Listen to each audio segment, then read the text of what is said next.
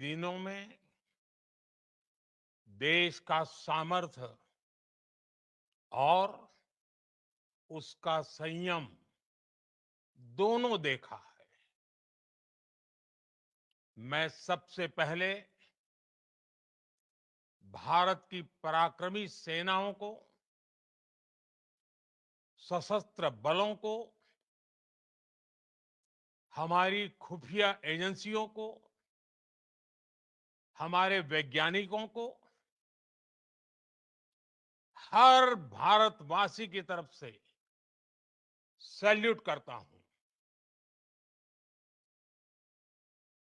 हमारे वीर सैनिकों ने ऑपरेशन सिंदूर के लक्ष्यों की प्राप्ति के लिए असीम शौर्य का प्रदर्शन किया।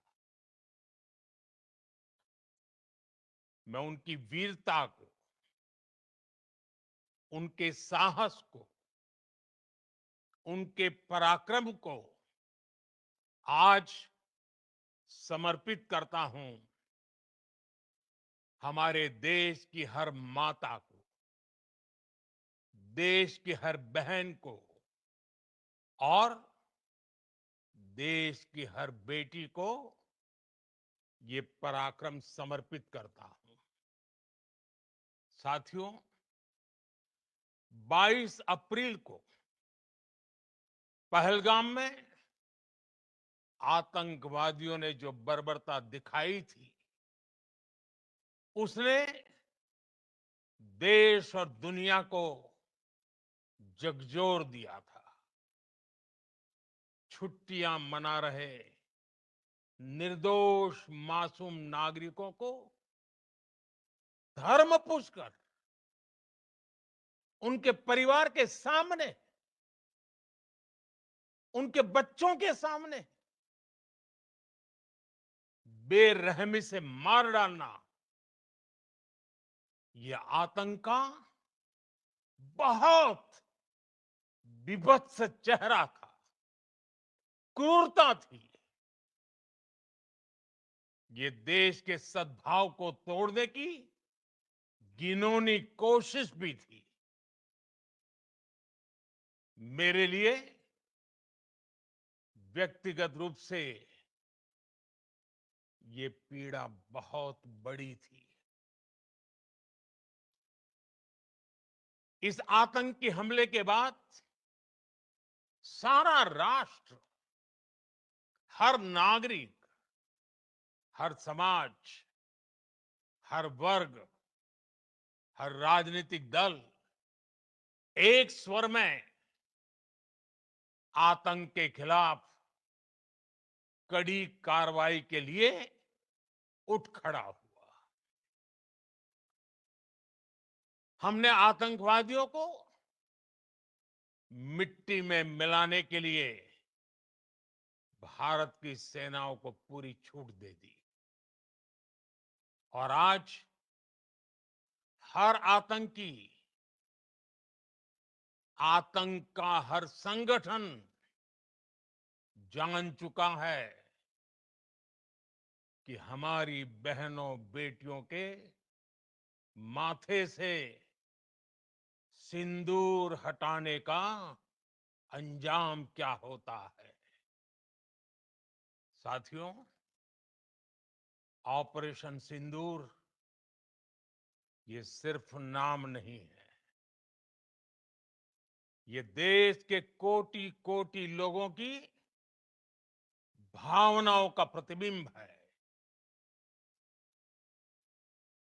ऑपरेशन सिंदूर न्याय की अखंड प्रतिज्ञा है।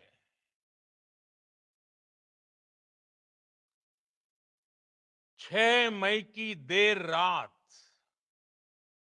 7 मई की सुबह पूरी दुनिया ने इस प्रतिज्ञा को परिणाम में बदलते देखा है। भारत की सेनाओं ने पाकिस्तान में आतंक के ठिकानों पर उनके ट्रेनिंग सेंटर्स पर सटीक प्रहार किया।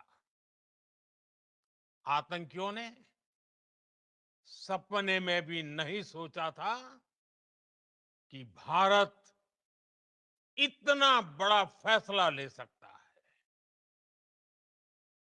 लेकिन जब देश एकजुट होता है,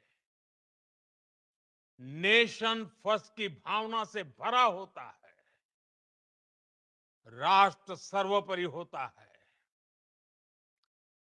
तो फौलादी फैसले लिए जाते हैं, परिणाम लाकर दिखाए जाते हैं। जब पाकिस्तान में आतंक के अड्डों पर भारत की मिसाइलों ने हमला बोला, भारत के ड्रोन्स ने हमला बोला, तो आतंकी संगठनों की इमारतें नहीं, बल्कि उनका हौसला भी थर्रा गया। बहावलपुर और मुरिद के जैसे आतंकी ठिकाने एक प्रकार से ग्लोबल टेररिज्म की यूनिवर्सिटीज रही है। दुनिया में कहीं पर भी जो बड़े आतंकी हमले हुए हैं, चाहे 9/11 हो, चाहे लंदन ट्यूब बॉम्बिंग हो, या भारत में दशकों से जो बड़े बड़े आतंकी हमले हुए हैं, उन सब के तार कहीं ना कहीं आतंक के इन्हीं ठिकानों से जुड़ते रहे हैं। आतंकियों ने हमारी बहनों का सिंदूर उजाड़ा था, इसलिए भारत ने आतंक के ये हेडक्वार्टर्स उजाड़ दिए। भारत के इन हमलों में 100 से अधिक खूंखार आतंकवादियों को मौत के घाट उतारा गया है। आतंक के बहुत सारे आका बीते 2.5-3 दशकों से खुलेआम पाकिस्तान में घूम रहे थे, जो भारत के खिलाफ साजिशें करते थे। उन्हें भारत ने एक झटके में खत्म कर दिया। साथियों, भारत की इस कार्रवाई से पाकिस्तान घोर निराशा में गिर गया था, हताशा में गिर गया था, बौखला गया था। और इसी बौखलाहट में उसने एक और दुस्साहस किया। आतंक पर भारत की कार्रवाई का साथ देने के बजाय पाकिस्तान ने भारत पर ही हमला करना शुरू कर दिया। पाकिस्तान ने हमारे स्कूलों, कॉलेजों को, गुरुद्वारों को, मंदिरों को, सामान्य नागरिकों के घरों को निशाना बनाया। पाकिस्तान ने हमारे सैन्य ठिकानों को निशाना बनाया। लेकिन इसमें भी पाकिस्तान खुद बेनकाब हो गया। दुनिया ने देखा कि कैसे पाकिस्तान के ड्रोन्स, पाकिस्तान की मिसाइलें भारत के सामने तिनके की तरह बिखर गई। भारत के सशक्त एयर डिफेंस सिस्टम ने उन्हें आसमान में ही नष्ट कर दिया। पाकिस्तान की तैयारी सीमा पर वार की थी, लेकिन भारत ने पाकिस्तान के सीने पर वार कर दिया। भारत के ड्रोन्स, भारत की मिसाइलों ने सटीकता के साथ हमला किया। पाकिस्तानी वायुसेना के उन एयरबेस को नुकसान पहुंचाया, जिस पर पाकिस्तान को बहुत घमंड था। भारत ने पहले 3 दिनों में ही पाकिस्तान को इतना तबाह कर दिया, जिसका उसे अंदाजा भी नहीं था। इसलिए भारत की आक्रामक कार्रवाई के बाद पाकिस्तान बचने के रास्ते खोजने लगा। पाकिस्तान दुनिया भर में तनाव कम करने के लिए गुहार लगा रहा था, और बुरी तरह पीटने के बाद इसी मजबूरी में 10 मई की दोपहर को पाकिस्तानी सेना ने हमारे डीजीएमओ को संपर्क किया। तब तक हम आतंकवाद के इंफ्रास्ट्रक्चर को बड़े पैमाने पर तबाह कर चुके थे। आतंकियों को मौत के घाट उतार दिया गया था। पाकिस्तान के सीने में बसाए गए आतंक के अड्डों को हमने खंडहर बना दिया था। इसलिए जब पाकिस्तान की तरफ से गुहार लगाई गई, पाकिस्तान की तरफ से जब ये कहा गया कि उसकी ओर से आगे कोई आतंकी गतिविधि और सैन्य दुस्साहस नहीं दिखाया जाएगा, तो भारत ने भी उस पर विचार किया। और मैं फिर दोहरा रहा हूं, हमने पाकिस्तान के आतंकी और सैन्य ठिकानों पर अपनी जवाबी कार्रवाई को अभी सिर्फ स्थगित किया है। आने वाले दिनों में हम पाकिस्तान के हर कदम को इस कसौटी पर मापेंगे कि वो क्या रवैया अपनाता है। साथियों, भारत की तीनों सेनाएं,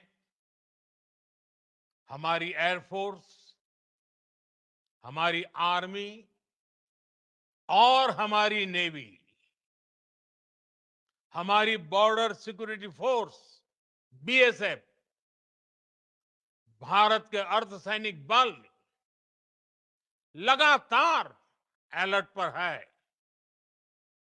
सर्जिकल स्ट्राइक और एयर स्ट्राइक के बाद अब ऑपरेशन सिंदूर आतंक के खिलाफ भारत की नीति है। ऑपरेशन सिंदूर ने आतंक के खिलाफ लड़ाई में एक नई लकीर खींच दी है। एक नया पैमाना, न्यू नॉर्मल तय कर दिया है। पहला, भारत पर आतंकी हमला हुआ तो मुंह तोड़ जवाब दिया जाएगा। हम अपने तरीके से, अपनी शर्तों पर जवाब देकर रहेंगे। हर उस जगह जाकर कठोर कार्रवाई करेंगे जहां से आतंक की जड़ें निकलती हैं। दूसरा, कोई भी न्यूक्लियर ब्लैकमेल भारत नहीं सहेगा। न्यूक्लियर ब्लैकमेल की आड़ में पनप रहे आतंकी ठिकानों पर भारत सटीक और निर्णायक प्रहार करेगा। तीसरा, हम आतंक की सरपरस्त सरकार और आतंक के आकाओं को अलग अलग नहीं देखेंगे। ऑपरेशन सिंदूर के दौरान दुनिया ने पाकिस्तान का वो घिनौना सच फिर देखा है, जब मारे गए आतंकियों को विदाई देने पाकिस्तानी सेना के बड़े बड़े अफसर उमड़ पड़े। स्टेट स्पॉन्सर्ड टेररिज्म का ये बहुत बड़ा सबूत है। हम भारत और अपने नागरिकों को किसी भी खतरे से बचाने के लिए लगातार निर्णायक कदम उठाते रहेंगे। साथियों, युद्ध के मैदान पर हमने हर बार पाकिस्तान को धूल चटाई है और इस बार ऑपरेशन सिंदूर ने नया आयाम जोड़ा है। हमने रेगिस्तानों और पहाड़ों में अपनी क्षमता का शानदार प्रदर्शन किया और साथ ही न्यू एज वॉरफेयर में भी अपनी श्रेष्ठता सिद्ध की। इस ऑपरेशन के दौरान हमारे मेड इन इंडिया हथियारों की प्रामाणिकता सिद्ध हुई। आज दुनिया देख रही है 21वीं सदी के वॉरफेयर में made in India defence equipments, इसका समय आ चुका है। साथियों, हर प्रकार के आतंकवाद के खिलाफ हम सभी का एकजुट रहना, हमारी एकता हमारी सबसे बड़ी शक्ति है। निश्चित तौर पर ये युग युद्ध का नहीं है, लेकिन ये युग आतंकवाद का भी नहीं है। टेररिज्म के खिलाफ जीरो टॉलरेंस, ये एक बेहतर दुनिया की गारंटी है। साथियों, पाकिस्तानी फौज, पाकिस्तान की सरकार जिस तरह आतंकवाद को खाद पानी दे रहे हैं, वो एक दिन पाकिस्तान को ही समाप्त कर देगा। पाकिस्तान को अगर बचना है तो उसे अपने टेरर इंफ्रास्ट्रक्चर का सफाया करना ही होगा। इसके अलावा शांति का कोई रास्ता नहीं है। भारत का मत एकदम स्पष्ट है। टेरर और टॉक एक साथ नहीं हो सकते। टेरर और ट्रेड एक साथ नहीं चल सकते और पानी और खून भी एक साथ नहीं बह सकता। मैं आज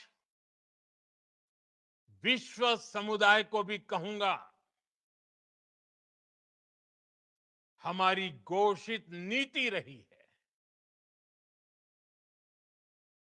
अगर पाकिस्तान से बात होगी तो टेररिज्म पर ही होगी। अगर पाकिस्तान से बात होगी तो पाक ऑक्यूपाइड कश्मीर पीओके उस पर ही होगी। प्रिय देशवासियों, आज बुद्ध पूर्णिमा है। भगवान बुद्ध ने हमें शांति का रास्ता दिखाया है।